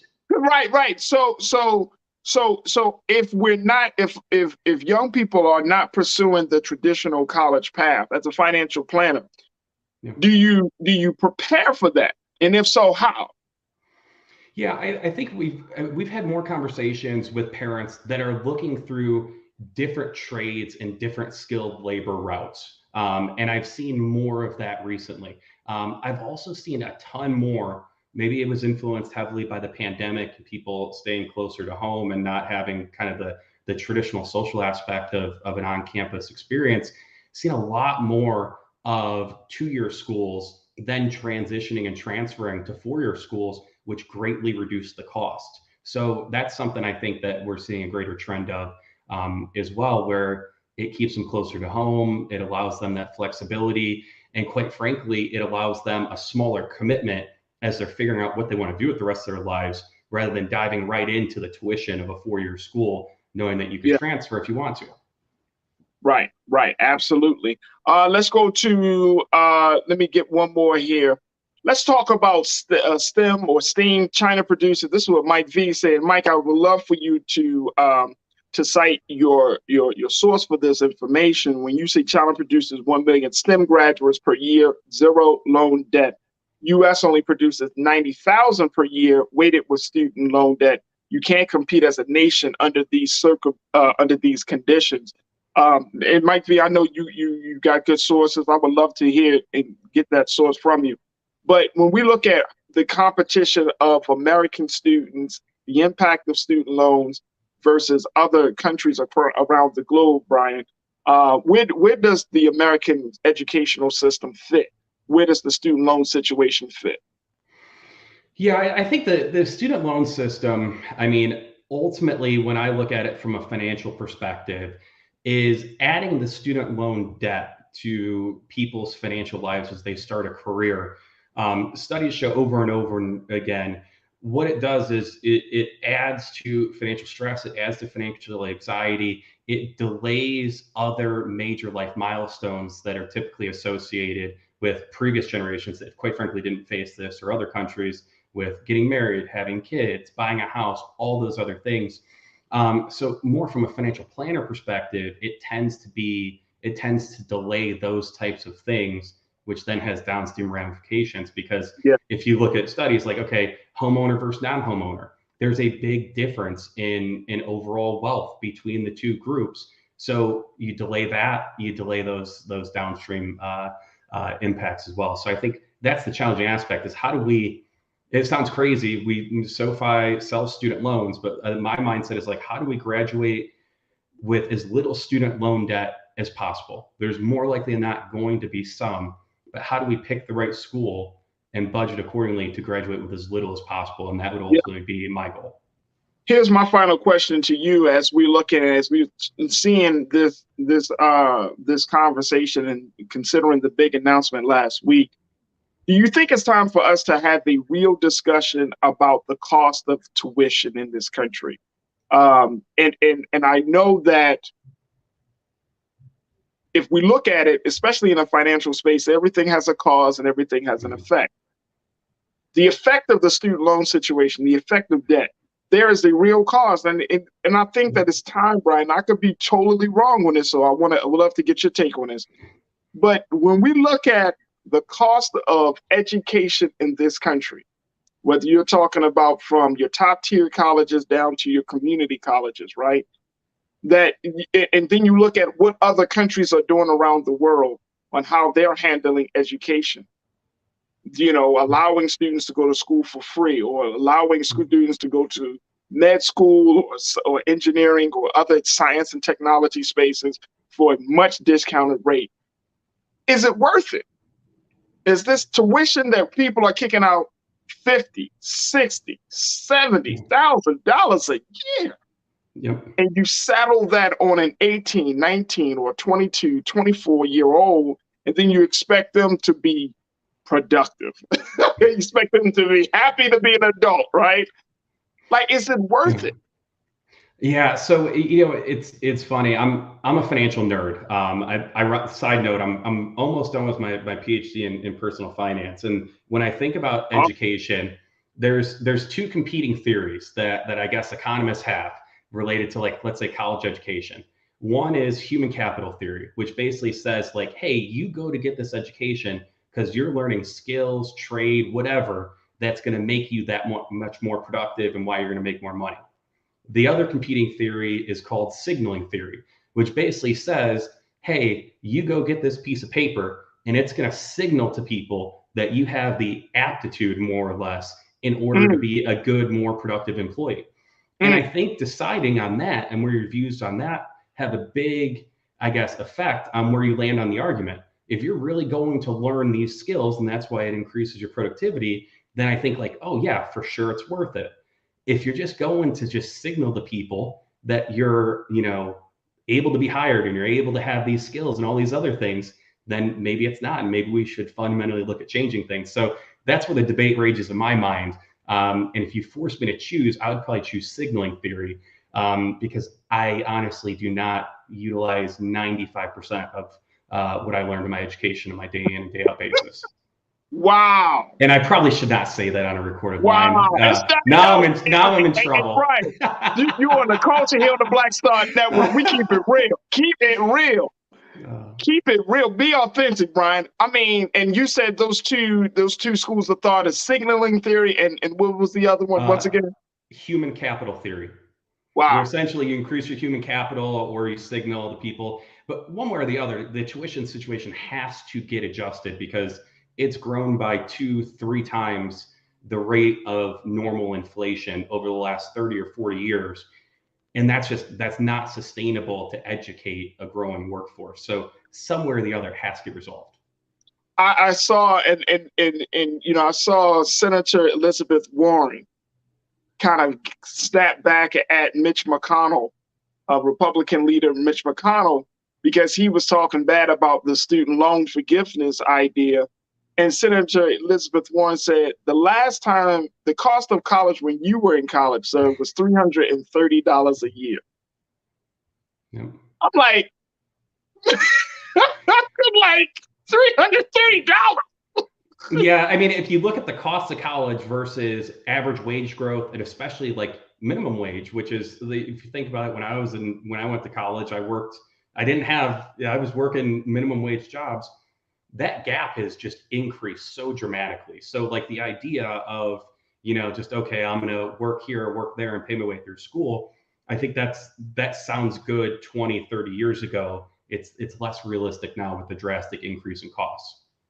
I think there has to be back to your point, there has to be a conversation. And I don't know if other financial planners like yourself or, are pushing for that, or who needs to push for it. And I would love to be a part of those conversations because there has to be. Like, this stuff is such a burden. And I know you see it because you work in the space every day. This is such a burden in this country to the point that it's like we are crippling our own future. And I'm talking about the next generation that are coming out of these colleges, their ability to be productive. And it just forces you to wonder, like, why am I being penalized for just wanting to be better? I'm going to school because I want to become a better person. I want to be a better, productive human being. Yet I'm suffering under the brunt end of these consequences of debt. So what's the point? What's the point? Like, you know what I'm saying? Like. And honestly, that's where, as a financial plan, when the announcement came out last week, I'm like, fantastic. We have clarity. And I've had hundreds of conversations with people who are just like crippled with student loan debt in my time working at SoFi. The other part of me is like, man, when are we going to have that conversation addressing the college cost side of things? Is what was announced last week, does that do anything to address the college cost side? And I agree, that would probably be, the other part of me is hoping that conversation gets nudged forward sometime, but politics does not seem to be the easiest thing to arrive at a middle ground solution these days. Right, right. Last quick question, and I appreciate your extra time that you're spending with us, Brian. Really quickly, one person asked the Fed, said, would it be better to send our kids abroad to school, given all of this stuff right now with student loans? Yeah, I mean, generally speaking, it's going to depend on residency and like actually qualifying to have tuition covered in different locations. It's going to be connected to like ultimately like whether or not you establish residency in that country.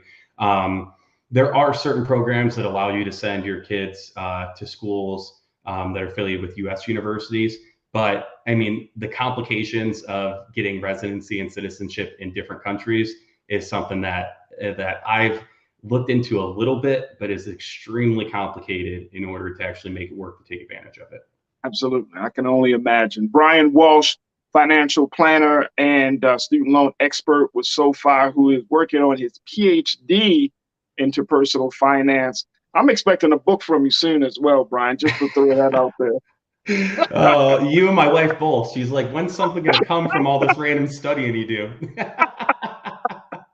I truly appreciate you, sir, for spending time, a little bit of extra time with us here on The Culture and giving us this insight. We truly appreciate it. Thank you. All right. Thanks for having me. Absolutely. All right, folks, we got to take a quick pause. When we come back, I'm going to share with you how one AP African-American course is debuting this fall and some trending topics. Stay with us. It's The Culture here on the Black Star Network.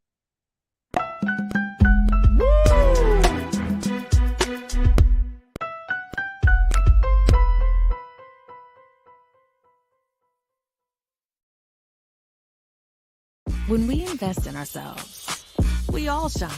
Together, we are Black beyond measure. I'm Deborah Owens, America's Wealth Coach, and my new show, Get Wealthy, focuses on the things that your financial advisor and bank isn't telling you, but you absolutely need to know. So watch Get Wealthy on the Black Star Network.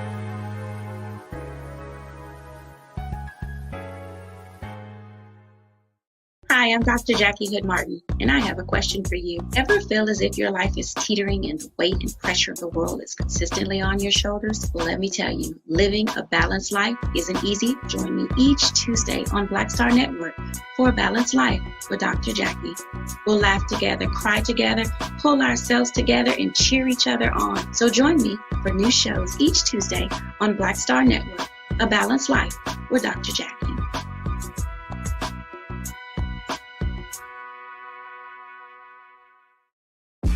When we invest in ourselves, we're investing in what's next for all of us. Growing, creating, making moves that move us all forward. Together, we are Black beyond measure.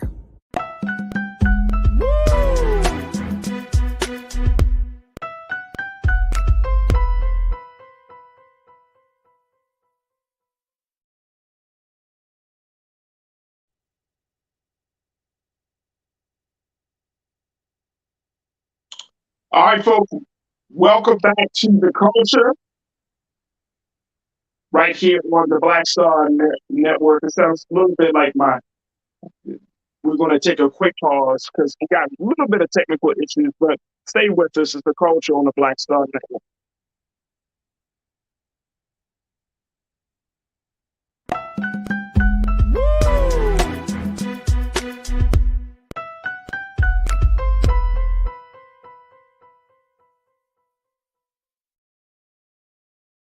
I'm Deborah Owens, America's Wealth Coach, and my new show, Get Wealthy, focuses on the things that your financial advisor and bank isn't telling you, but you absolutely need to know. So watch Get Wealthy on the Black Star Network.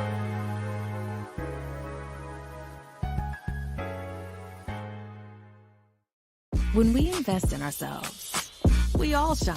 Together, we are Black beyond measure. Hi, I'm Dr. Jackie Hood Martin, and I have a question for you. Ever feel as if your life is teetering and the weight and pressure of the world is consistently on your shoulders? Well, let me tell you, living a balanced life isn't easy. Join me each Tuesday on Black Star Network for A Balanced Life with Dr. Jackie. We'll laugh together, cry together, pull ourselves together, and cheer each other on. So join me for new shows each Tuesday on Black Star Network, A Balanced Life with Dr. Jackie.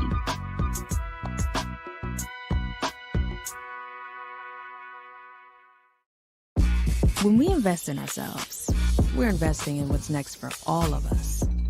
Growing, creating, making moves that move us all forward. Together, we are Black beyond measure. Pull up a chair, take your seat. The Black Tape with me, Dr. Greg Carr, here on the Black Star Network. Every week, we'll take a deeper dive into the world we're living in. Join the conversation only on the Black Star Network.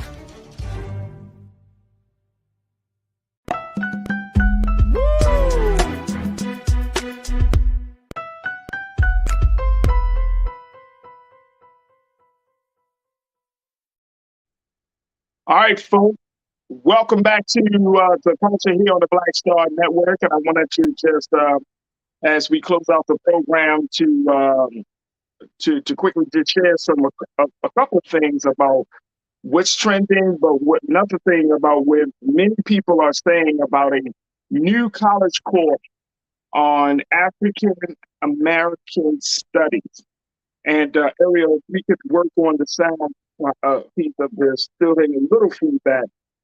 But here's the situation about this African American course. This fall, take a look at this, and I want to share this with you from Time Magazine, what they're saying about this new AP African American course. Take a look, folks. This fall, 60 schools nationwide will be piloting the new AP African American Studies this year. The course will be the College Board's 40th advanced placement course and the first new AP course since 2014. Next year, students will officially be able to take the class to earn college credits at about 35 colleges from Virginia Tech to Tuskegee University. Yet, the pilot program arrives at a time when lessons on the Black American and African diaspora experience are at the center of a nationwide debate. Teachers are being accused of teaching critical race theory, which is a decades-old academic framework that, in fact, is rarely taught below the graduate level. Among scholars, CRT is a way to look at how legal systems and other institutions perpetuate racism and exclusion, but in the popular imagination of the past several years, it has become a byword for anything to do with teaching the history of racism in America. All right, so this new course is something that I think is important and is needed. If you did not know, you may have a son, your daughter, your niece, your nephew, your grandson, your granddaughter, who may be taking this course in their school as it debuts this fall. But this is interesting, folks, because in the course of this, talking about history, there are also going to be some infused elements of popular culture, and going as far as to see as having a discussion about Marvel's Black Panther. So this is going to be very, very interesting. Now, one of our foremost scholars on race and history in this country is Dr. Henry Louis Gates Jr. He said that this course, take a look at what he had to say. He said, nothing is more dramatic than having the College Board launch an AP course in a field that signifies ultimate acceptance and ultimate academic legitimacy. He helped to develop the AP African American Studies curriculum. He said AP African American Studies is not CRT. It's not the 1619 project. It is a mainstream, rigorously vetted academic approach to a vibrant field of study, one half a century old in the American Academy, and much older, of course, in historically Black colleges and universities. So Dr. Gates has talked about the importance of this. He's been on the ground, making sure that this course of study is something that really reflects where we are today. And so I think just from the cultural side of things, we're going to see some new conversations, some more updated, modern, and contemporary conversations about our history and the contributions that we make, and more importantly, how we are making America better. And it's a good thing that colleges across this country are starting to embrace this, and we should be seeing more colleges like this. So I just wanted to bring this to your attention, that this new course of study is going to be happening, and that you should expect some great things for it. All right, folks, we got to take a quick pause. When we come back, train post and doing the most, stay with us. It's the culture on the Black Star Network.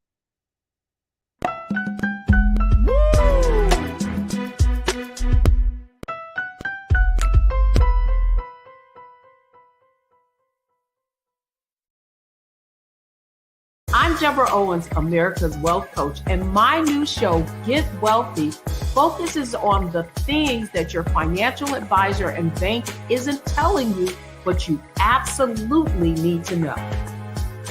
So watch Get Wealthy on the Black Star Network.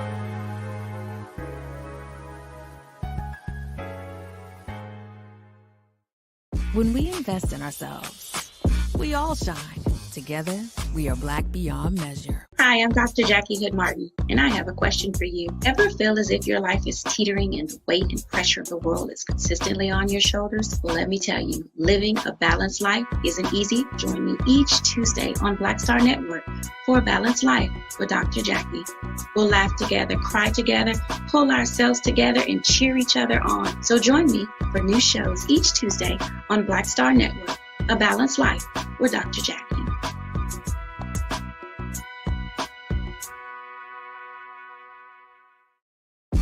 When we invest in ourselves, we're investing in what's next for all of us.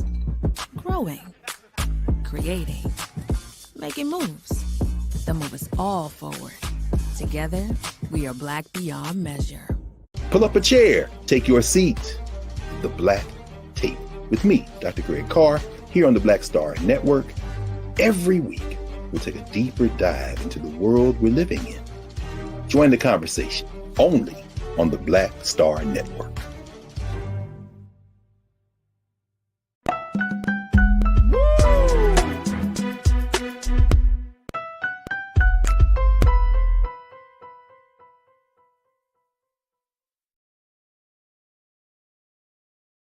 All right, folks. As we close out today's show, let me pick up with you a little bit of some of the big trending topics right now. One is, you might be seeing something different on Twitter. If you are active on that social media platform, well, don't be surprised to see a brand new feature, a feature that has been long overdue, the edit button. Yep, folks, farewell to typos. Twitter has unveiled an edit button.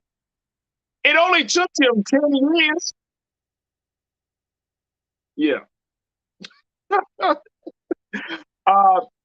So if you don't tweet, I like to tweet. I'm starting to get back into it more and more. But one of the things that it's like a pet peeve is that I see tweets that are misspelled. Now, some of it could just be because some people just don't know how to spell certain words, but other could be just simply, sometimes you're typing so fast that you don't take the time to just, you just type and tweet.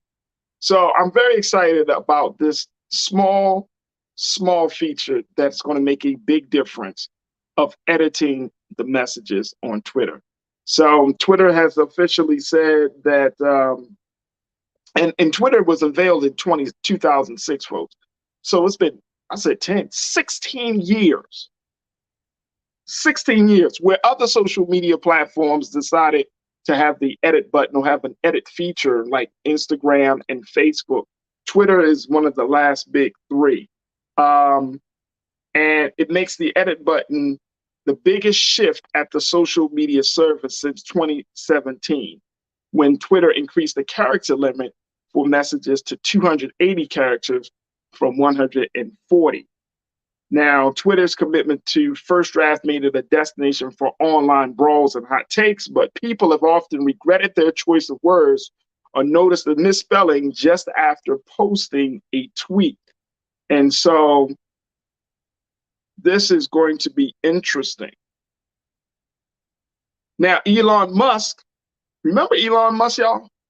Elon Musk, who was initially trying to buy the social media platform for $44 billion. That's not going to happen. He has favored an edit button. However, at that time, Twitter didn't budge, and the company argued that there was something noble. Take a listen. I'm not making this up. Something noble in leaving mistakes on display. According to Twitter, a nefarious user could change his tweet after it had already been shared widely, swapping a benign message for a misleading one. So they recently have been reconsidering an edit button as it tried to expand its service by attracting people who might be more careful with their words. And so, according to their statement, Twitter says that they're hoping that with the availability of edit tweeting will feel more approachable and less stressful. You should be able to participate in the conversation in a way that makes sense to you. Well, let me tell you what doesn't make sense, Twitter. You taking so damn long to add the feature.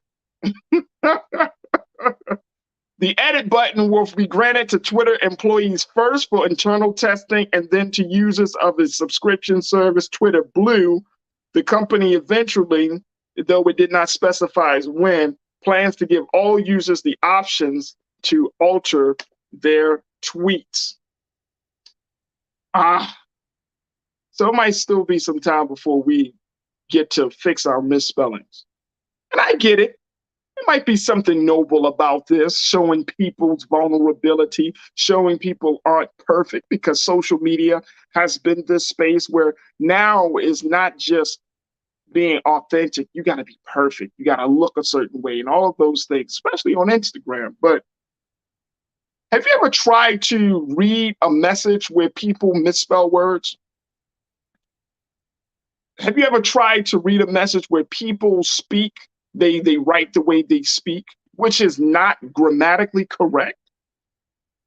Yeah, it's frustrating. If I can't read, or if I can't understand, or if I can't be past your words and how you spell it, and I can't go into all of the stuff like, oh, they meant to say, and what was the word again? Just add an edit button and let us express ourselves the way we need to express ourselves. Now, that removes the excuse that Twitter doesn't have an edit button at this point. And I do this when I text sometimes. Instead of saying YOU, I use the letter U. But when I text on Twitter or on social media, I try to be grammatically correct. I really do. So social media should encourage people to be grammatically correct. All right. So if you're on Twitter, just keep your eyes open, because edit is coming. All right. The other thing that so many of you have been saying all throughout today is the simple fact that Serena Williams is on fire right now for the U.S. Open, which has been going to be her last major competition before she steps down from the sport. And right now, she has moved on to the third round of the U.S. Open. Wow! Now, we shared with you yesterday her sister Venus did not make it through the first round, but Venus is always there to support Serena. And so we're seeing now Serena advancing to the third round after her upset yesterday. And many of you are already saying y'all are taking a look and watching what happens with the great Serena Williams. So we will see how things go over these next couple of days and her placement with the U.S. Open. But let me just tell you, there's no sweeter way of ending your career than with a major, major win. So I hope that our sister Serena is able. She's already solidified her place in tennis history and sports history, but it's just be a nice cherry on top to take it all for the U.S. Open. So big shout out to Serena Williams. Big shout out to all of the great things that she's been able to accomplish and to all the people that she has inspired. And most importantly, big shout out to this Williams sister and to the Williams family for showing us that we all can be great, regardless of who we are and where we come from. All right, folks, that's going to do it for today's show. Make sure y'all tune in tomorrow. We're going to have a number of great conversations lined up for you, so y'all know that y'all need to check us out. Make sure you continue to support us here at Black Star Network financially. Share the content. Let people know about the great things that we're doing. Go to our website at blackstarnetwork.com, blackstarnetwork.com, and make sure you let folks know. Roland Martin, Farajii Muhammad, Dr. Jackie Martin. You're letting know that, that all of our wonderful hosts here on Black Star Network, we're doing the damn thing. But guess what? This is a people-powered movement, and we need your support. So make sure y'all do your due diligence, support us, download the app, share the word, spread the word, and continue to tune in to the Black Star Network, where we'll have those conversations that you don't see on other news spaces, but you'll definitely see it here because we are unapologetically Black. All right, so make sure y'all continue to support us there. Big shout out to my online culture crew. Y'all know who y'all are. So many names and so many people. So I just want to say thank you again for tuning in today and being a part of the conversation. We truly, truly appreciate it. I want to thank my guy, Mr. Politics himself, Hassan Giordano, for checking in. I want to thank Mr. Brian Walsh, and I want to thank you. Also want to thank my dynamic team, Joel, Shannon, Ariel, King Keenan. I want to thank Lisa and all of my culture crew that come on with me each and every day, each and every week of this for the show. So again, we're working on bringing some new voices, so stay tuned for that. I'm very, very excited about bringing those new voices on. As always, make sure y'all check out Roland Martin Unfiltered. It's Thursday night. Y'all know how they do. Big shout out to Dr. Carr, to Reese, to Erica, to all of the family at RMU. I miss you guys, but I trust and believe we love it on this side too. My day goes a little bit quicker. It's a little bit earlier to have it on this side. But big shout out to my RMU Thursday night panel. Y'all make sure y'all check them out too. And my Friday night panel, and to all of the great people that come on RMU each and every day. As always, folks, never be afraid to challenge what's wrong. Stand for what's right while being yourself in the process. Follow me on all social media at the Real Farajii on Instagram. I'm on Twitter at Farajii, Farajii. And of course, I'm on Facebook. You see that? There it is, all right there. Boop, boop, boop. You can follow me right there, folks. I'm looking for new followers. I will follow back. I will engage with you. But again, we want to continue to have these conversations. I appreciate y'all. I thank y'all. God willing, we'll talk tomorrow for another exciting edition of The Culture right here on the Black Star Network. Peace.